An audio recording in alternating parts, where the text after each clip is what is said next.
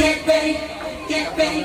Tonight, tonight, gonna make this a night to remember. Handaan ito, ang mga naghanda nito, at inaalala namin ang lahat ng nagugutom at walang makain. Ang lahat ng ito ay aming isinasamo sa ngalan ng Panginoong Hesus, luwalhati sa Ama, Anak at Espiritu Santo.